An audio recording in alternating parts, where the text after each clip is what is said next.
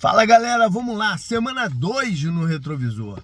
E cara, eu acho que o assunto mais vibrante da liga nesse momento é o seguinte: Kansas City tá correndo risco? Kansas City pode ficar fora do playoff? E a resposta é talvez. Quem sabe, né? Não tem como se definir nada agora. Mas eu acho que a gente pode analisar a situação aqui e ver quais são os caminhos que eles podem tomar, né? Eles estão numa situação incômoda que é a 0-2. Tradicionalmente, 0-2 era um número que determinava se você ia para o playoff ou não. De um tempo para cá, principalmente desde que aumentou, né, um jogo no schedule, passou a ser 17 partidas, o número 3 para mim é mais crucial do que o 2. Ano passado, acho que 2 ou 3 times que começaram 0-2 chegaram nos playoffs. Broncos e mais um. 3 derrotas, não. 3 derrotas é cruel, né? Aí o que a gente vai fazer? Vamos tentar pensar de onde pode vir também ameaças ao Kansas City para ficar de fora do... Não tô nem pensando mais não tô pensando na divisão. Divisão, claro que o Chargers pode ganhar. O Chiefs também, mas o Chargers já saiu na frente, tá com 2-0, com o Chiefs 0-2. O risco de ficar fora do wildcard vem da onde? Né? Vem da própria divisão, se Denver ou Raiders, mais provavelmente o Denver deslanchar. Vem da AFC North, a gente vai falar do Bengals mais um pouco à frente, mas tem ainda Steelers e Ravens. E de repente um time da AFC South a mais engata, né? Então os riscos estão por aí, mas ainda tem uma boa possibilidade dos Chiefs, né? Considerando isso tudo. O que preocupa, na minha opinião, a linha ofensiva ainda pode demorar um pouquinho para chegar no nível certo, né? Eles botaram um calouro de left tackle, substituíram o Tunney pelo jogador que eles draftaram no ano anterior para ser tackle, mas já moveram para guarda. Pode demorar um pouquinho a linha ofensiva para chegar no ponto certo. Pode demorar ainda mais para os recebedores voltarem, né? O Rice está suspenso, ainda fica algumas semanas fora, e o Worth indefinido, né? Pode ser que ele volte 1, 2, ou pode ser que demore um pouquinho mais. Por que eu tô falando isso? Porque a situação de alvos do Chiefs está difícil, né? Tá difícil porque o Kelce não é mais o mesmo, a gente viu ano passado, e não era uma coisa fora da curva. Ele atleticamente não é mais o mesmo cara para romper ali o meio do campo. E o Hollywood Brown tá mal, o Schuster não é o cara também. Enfim, estão com problemas sérios na unidade de recebedores.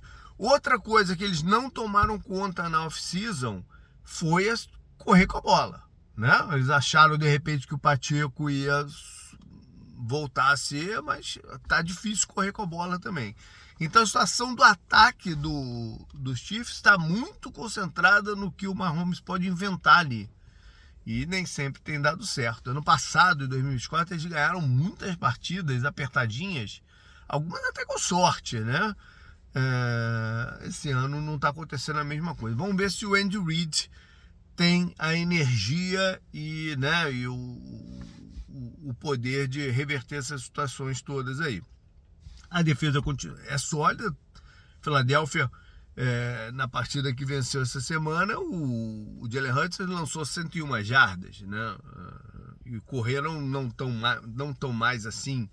Então a defesa continua sólida, basta o ataque, então dá uma engrenada para o Chiefs voltar a ser um time que pode ameaçar lá na frente. Olhando o schedule deles, a próxima partida é em Nova York contra o Giants, fora de casa, mas o Giants está irregular. Aí tem uma difícil, mas em casa, que é Baltimore. Vai a Jacksonville, que é uma caixinha de surpresa. Recebe os Lions, mesma coisa que os Ravens, né? Um time forte em casa. E recebe os Raiders. Ou seja, nessa sequência de 5 jogos aqui, dá para eles reverterem o panorama de recorde, mas precisam mostrar serviço, né? Precisam mostrar que estão tomando os ajustes certos. O jogo que eu escolhi como relevante para playoff foi o de Dallas, que os Cowboys venceram na prorrogação por 40-37 o New York Giants. Quase perderam, né? O Giants até merecia sorte melhor na partida. Era uma pressão grande em cima do Dallas para não ficar na situação de 0-2 que o Chiefs ficou. E depois da troca do passe, tava todo mundo cheio de pressão, né? Tomara que essa vitória dê uma estabilizada. Eles anunciaram a contratação do Clowney rapidamente, né? Porque viram que o pass rush também não funcionou bem contra os Giants. E o Schottenheimer ganha sua primeira vitória numa hora boa, né? Sem a pressão ficar grande demais e sem ficar 2 vitórias dos Eagles. Os Giants tentaram, o Russell Wilson teve uma partida interessante, né? 450 jardas, 3 touchdowns e 1 interceptação. O Neighbors arrebentou, mas não foi o suficiente. A defesa não conseguiu segurar Dallas quando precisava. Eu quero saber, pela segunda semana seguida eu estou trazendo o Colts como zebra. A pergunta é, até quando a gente pode tratar o Colts como zebra, né? Porque a gente tem um preconceito grande contra o Daniel Jones. Então, acabou agora? Qualquer vitória que já vai começar a ser normal? Ou vai engatar para o lado negativo? Vamos ver a sequência. Mas o fato é que eles ganharam do Broncos, que é consideravelmente um time mais forte que eles, né? O Daniel Jones teve outra partida muito boa, 23 passes completos de 34, 316 jardas, 1 touchdown, nenhuma interceptação, nenhum fumble, que são os números vitais para ele, né? Ainda correu uma vez para touchdown. O Taylor também ganhou bastante jardas terrestres, 165. O Knicks não conseguiu esporadicamente acionar alguns recebedores e fazer o jogo fluir. Mas no final a defesa dos Colts também acabaram segurando, apesar de algum trava ali no final, eles saem com a vitória 29-28. Vamos ver o que o Colts pode aprontar aí no campeonato. Cara, foi uma rodada de lesões sérias e impactantes. Então eu vou trazer já um assunto de lesão no time que preocupa, que é óbvio, o Bengals, que vai ficar sem o Joe Burrow por um tempo grande ou, quiçá, pela temporada regular inteira. O problema no dedão que vai precisar de cirurgia. Agora, essa é uma situação muito interessante, porque o Browning, que é o reserva que entra no lugar do Burrow, já teve uma experiência numa situação parecida em que ele foi bem, né? Dentro do possível, ele foi bem. E nessa partida contra o Jaguars, quando ele entra, o time estava perdendo. Ele consegue virar, né? Aí vem a parada. Claro, a defesa do Bengals está melhor esse ano do que no ano passado, então ajuda muito a situação. Mas vem a parada aqui. Se o Browning conseguir levar os Bengals até os playoffs, o que significa em termos de coaching? Porque o Callahan foi pensado como head coach dos Titans pelo que ele fez naquele ano com o Browning. Mas se o cara for o Zac Taylor, que a gente sempre tem um pé atrás, né? Eu acho que a temporada vai acabar dizendo muito sobre o Zac Taylor e essa questão do coaching. Em lesão, como eu disse, cara, teve muita coisa. Mas eu fiquei assim, de queixo caído com os Cardinals, né? Que perderam seus 3 cornerbacks durante a partida contra os Panthers. Max Melton logo no começo parece que deslocou o joelho. Não sei se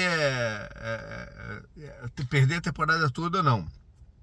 Garrett Wilson no final provavelmente rompeu os ligamentos do joelho também.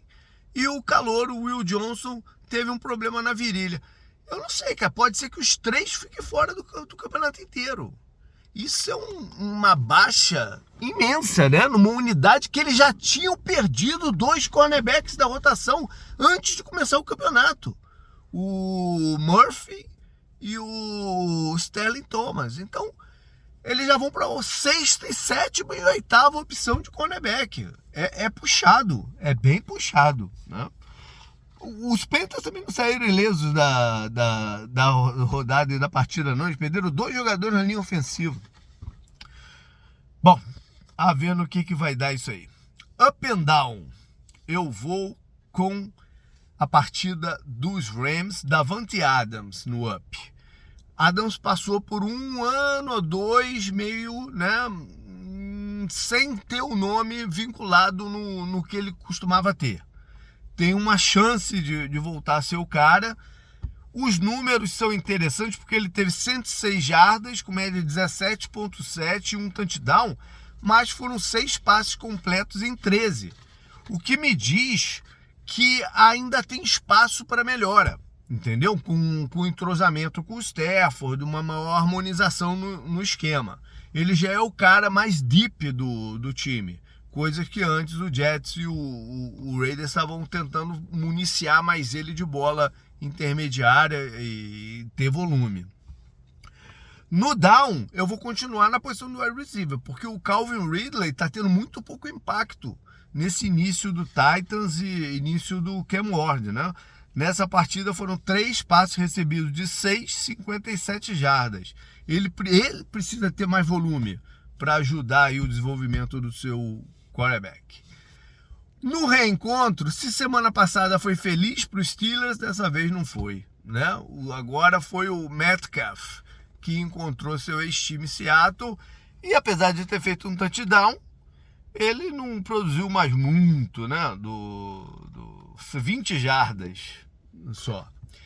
E os Steelers acabou perdendo a partida em casa. Problema de special teams, né? O ataque não conseguiu furar a defesa de Seattle e um balde de água fria aí nos Steelers que estava tendo um início querendo animar a sua torcida. Destaque da rodada mesmo, ofensivo, eu vou ficar com o James Cook, né? Não é o mais vistoso dos destaques, mas numa partida que o Allen teve um problema médico, teve que sair, voltar e não teve tantas jardas assim, acabou que o Cook assumiu o bastão aí, né?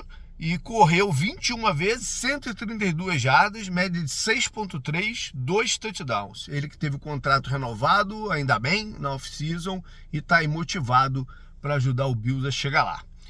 Na defesa, a contratação de Milton Williams pelos Patriots já se provou boa, né? Ele já tinha jogado bem contra os Raiders e nessa partida 2 sacks, muita pressão, teve mais um hit no quarterback e um dos sacks foi o decisivo para ganhar lá em Miami. Ele tem um contrato grande, mas é um jogador em ascensão ainda, né? Special Teams foi o lance lá de Seattle, vou voltar para essa partida. O George Holani acabou pegando uma bola que foi solta pelo retornador dentro da endzone, fazendo um touchdown que abriu a vantagem de Seattle. Calor, eu vou ficar... Cara, eu podia ter escolhido até qualquer um dos Falcons. O Falcons teve uma partida defensiva brilhante contra a Minnesota e muito por causa de seus calouros, né? Mas eu vou ficar com o safety, Billy Bowman, o menos famoso deles, porque os outros 2 foram no primeiro round, né? O Walker e o Pierce. Mas o Bowman foi ativo demais. Os números também nem mostram tanto, foram 4 tecos, mas teve uma interceptação e mais um passe defendido que quase foi interceptado também, né? Um jogador que cola na marcação dos adversários e uma baita descoberta aí para Atlanta. Por fim, a jogada, eu vou ficar com um touchdown do T. Higgins na vitória dos Bengals sobre os Jaguars, que ele recebe um passe longo, né? O total foram 42, mas essas 42 inclui o avanço dele com a bola, e que o avanço é que está a parte maneira da coisa, porque ele com uma tacada só de braço, ele derruba 2 dos defensores dos Jaguars que estavam na cola dele e segue para o touchdown. O link está lá no post. Valeu, galera, até o podcast e até semana que vem.